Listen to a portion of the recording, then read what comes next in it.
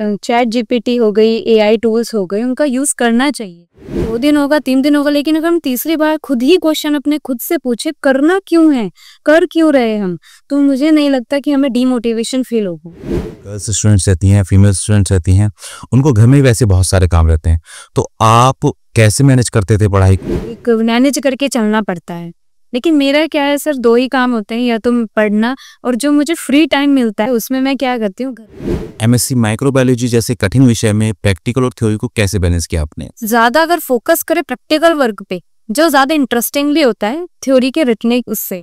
जो सफलता होती है उसमें कितनी भूमिका मेहनत की होती है और कितने भाग्य की होती है? सर दोनों चीजें ही, मैं दोनों ही चीजों को प्रायोरिटी देना चाहूंगी, लेकिन फर्स्ट जो मेन प्रायोरिटी होता है वो। आपके जीवन में कौन ऐसा व्यक्ति या शिक्षक है जिन्होंने आपको सबसे अधिक प्रेरणा दी हो? एग्जाम में पास होना नहीं, एक जिंदगी में सफल होना भी उन्होंने सिखाया और बताया। नमस्कार दोस्तों, आज हमारे साथ हैं आकांक्षा, जिन्होंने मां शाकुंभरी यूनिवर्सिटी से एमएससी माइक्रोबायोलॉजी में टॉप करके एक शानदार उपलब्धि हासिल की है। और आज की वीडियो में हम जानने वाले हैं उनके अनुभव, चुनौतियों और सफलता के पीछे की कहानी। तो बहुत बहुत स्वागत है आकांक्षा आपका हमारे यूट्यूब चैनल पर। तो आज आकांक्षा हम आपसे कुछ प्रश्न करने वाले हैं जो आपकी उपलब्धि है उससे संबंधित हैं और जो हमारे स्टूडेंट्स को एक अच्छा अनुभव प्राप्त हो सके उसके बारे में है। तो पहला प्रश्न मैं आपसे करूंगा आकांक्षा कि आपको माइक्रोबायोलॉजी विषय चुनने की प्रेरणा कहाँ से मिली है? सर सबसे पहले मैं आपका थैंक यू करना चाहती हूँ कि आपने एक प्लेटफॉर्म दिया कि हम अपनी बात दूसरों तक पहुँचा सकते हैं। मैंने माइक्रोबायोलॉजी इसलिए चुना क्योंकि क्या होता है कि हम माइक्रो ऑर्गेनिज्म के बारे में पढ़ते हैं, 10th में पढ़ते हैं, 12th में पढ़ते हैं, बीएससी में पढ़ते हैं, तो मुझे माइक्रो ऑर्गेनिज्म के बारे में पढ़ना बड़ा अच्छा लगता था। अब ये नहीं पता था कि माइक्रोबायोलॉजी में ये पढ़ना होता था उस टाइम। तो माइक्रो ऑर्गेनिज्म के बारे में जब हम पढ़ते गए तो आगे पता लगा कि माइक्रोबायोलॉजी में माइक्रो ऑर्गेनिज्म के बारे में सब कुछ पढ़ाया जाता है। उसके बाद सर मैंने एमएससी माइक्रोबायोलॉजी से करना सोचा, जो मैंने किया और मुझे बहुत अच्छा लगा। बहुत बड़ी आकांक्षा, यानी कि शुरुआत से ही आपका इस विषय के प्रति खास लगाव रहा है। तो आकांक्षा, मैं अगला प्रश्न आपसे पूछूंगा कि जो आपकी एमएससी रही है उसके दौरान कौन कौन से विषय या टॉपिक्स आपको सबसे ज्यादा पसंद आए और क्यों? सर क्या होता है कि टॉपिक एक पीछे उसका कारण होता है, कोई भी पसंद होने का ना होने का। जी, अगर हमें कोई भी टॉपिक पसंद है या कोई भी सब्जेक्ट पसंद है, इसका मतलब उसे पढ़ाने वाला, समझाने वाला कोई ना कोई बहुत अच्छा रहा होगा, क्योंकि हमें जो चीज समझ आती है वही हमें पसंद होती है। ऐसे ही मेरा 4th सेमेस्टर में जितने भी सब्जेक्ट थे ओवरऑल मुझे पसंद है, सब पसंद है। लेकिन एक सब्जेक्ट है जैसे मॉलिक्यूलर बायोलॉजी। मॉलिक्यूलर बायोलॉजी में एक सब कुछ प्रैक्टिकल वर्क होता है और उसे समझाने वाले जो है वो बहुत अच्छे रहे, गाइडेंस बहुत अच्छे रहे, तो मुझे लगता है कि मेरा वो सब्जेक्ट बहुत ज्यादा फेवरेट है और मैं उसमें आगे काम करना चाहती हूँ। जी, बहुत खूब, यानी आपने वही विषय गहराई से पढ़े जिनको आपने सच में महसूस किया। चलिए इसी कड़ी में अगला प्रश्न मैं आपसे पूछूंगा कि टॉपर बनने के पीछे आपकी स्टडी या स्टडी की जो स्ट्रेटेजी थी वो क्या थी? जैसे टाइम टेबल हुआ, नोट्स बनाने की तकनीक हुई या रिवीजन का कोई पैटर्न हुआ, तो आप ये चीज हमारे स्टूडेंट्स को बताएंगे तो हमारे स्टूडेंट्स को बहुत फायदा मिलेगा। जी सर, कोई भी एग्जाम हो, कोई भी हमारा कॉम्पिटिटिव एग्जाम हो, हमारा ग्रेजुएशन हो, पोस्ट ग्रेजुएशन हो, सबसे मेन होता है हर एक स्टूडेंट के लिए कि हम कितना पढ़ रहे हैं, नॉट द क्वांटिटी, क्वालिटी क्या है उस सब्जेक्ट की और क्या टॉपिक की, कितनी क्वालिटी में हम उसे कंज्यूम कर रहे हैं। 4 घंटे पढ़ रहे हैं, 5 घंटे पढ़ रहे हैं, उससे ज्यादा कोई मतलब नहीं, उसमें से कंज्यूम क्या कर रहे हैं। एक तो ये मेन होती है किसी भी एग्जाम में क्लियर करने के लिए, हाई स्कोर करने के लिए। दूसरी चीज, हर एक चीज का टाइम टेबल होना चाहिए फिक्स, कि हमें कितना पढ़ना है और क्या पढ़ना है, हमें ये होना चाहिए। और हर एक स्टूडेंट का टाइम टेबल अलग होता है, क्योंकि हर एक की स्ट्रगल अलग होता है, टाइम हर एक का अलग होता है, पढ़ने का तरीका अलग होता है, कंज्यूमिंग पावर अलग होती है। तो हर दिन का टाइम टेबल अलग होना चाहिए और देखना चाहिए सुबह ही क्या पढ़ना है, उस दिन हमें दिन में पढ़ना चाहिए वही चीज।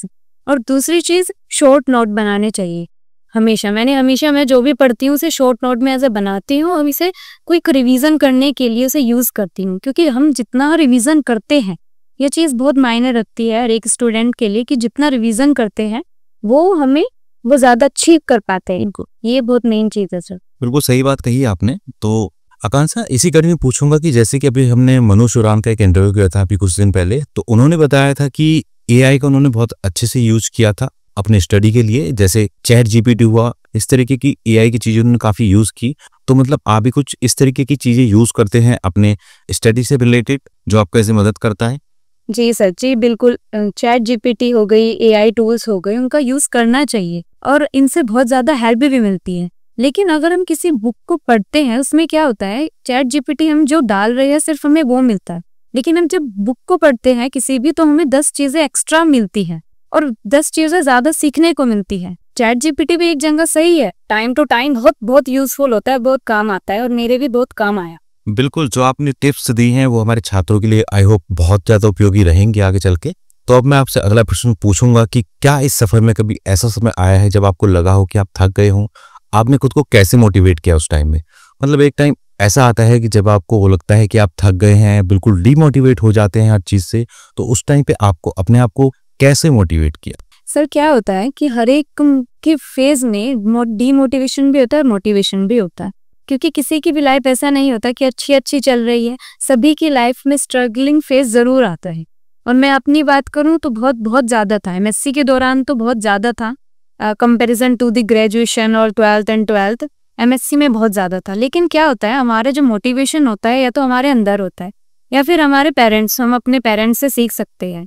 और क्या होता है, हम अगर ये सोच के पढ़े कि हम पढ़ क्यों रहे हैं, तो मुझे लगता है कि मोटिवेशन अपने आप हर बार चार्ज होता रहता है, इसमें कोई भी डीमोटिवेशन फील नहीं होता है। 2 दिन होगा, 3 दिन होगा, लेकिन अगर हम तीसरी बार खुद ही क्वेश्चन अपने खुद से पूछे करना क्यों है, कर क्यों रहे हम, तो मुझे नहीं लगता कि हमें डीमोटिवेशन फील होगा।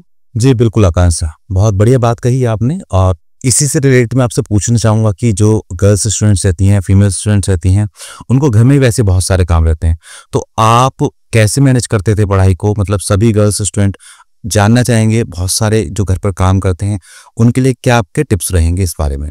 एक मैनेज करके चलना पड़ता है, लेकिन मेरा क्या है सर, 2 ही काम होते हैं, या तो पढ़ना और जो मुझे फ्री टाइम मिलता है उसमें, जैसे कोई भी गेम खेलता है या कुछ भी करता है, उसमें मैं क्या करती हूँ, घर का काम करती हूँ। उसमें मुझे लगता है कि इंजॉय भी हो रहा है और एक्स्ट्रा मैनेज भी हो जाता है, दोनों काम मैनेज हो जाते हैं। बिल्कुल, हर सफलता के पीछे ऐसे ही संघर्ष की कहानियां होती हैं। तो अगला प्रश्न मैं आपसे करना चाहूंगा आकांक्षा की, एमएससी माइक्रोबायोलॉजी जैसे कठिन विषय में प्रैक्टिकल और थ्योरी को कैसे बैलेंस किया आपने?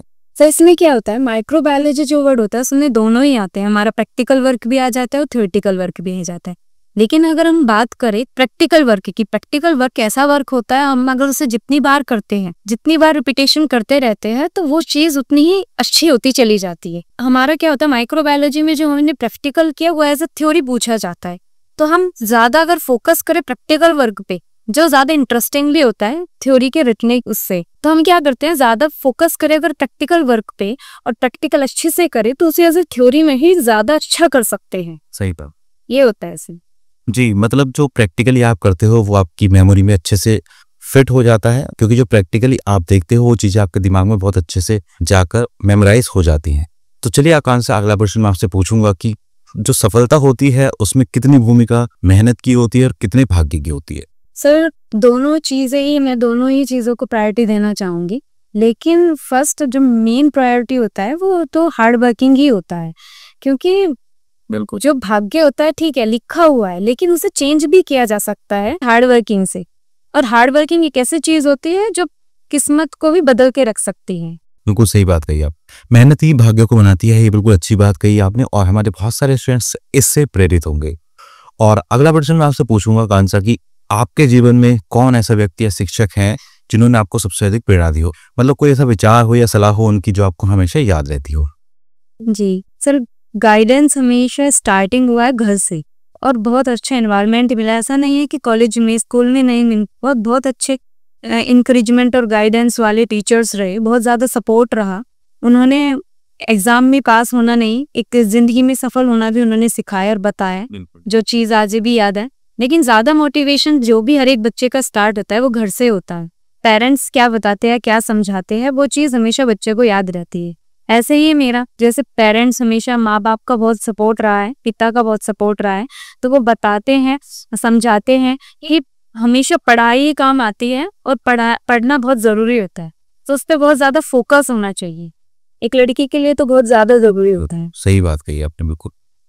तो आपके कॉलेज में कोई ऐसे टीचर रहे हों जिनको आप मतलब विशेष रूप से डेडिकेट करना चाहते हो उस चीज को? जी, टीचर्स बहुत ज़्यादा सपोर्टिंग, जैसे कि हमारी यूमिनोलॉजी की विचित्रा मैम बहुत ज़्यादा गाइडेंस करती है, बहुत ज़्यादा सपोर्टिव है। बहुत सभी टीचर्स ऐसे हैं, अमरदीप सर हो गए, हमारे मॉलिक्यूलर बायोलॉजी के, हमारी एचओडी हो गई, और overall the teachers is the best.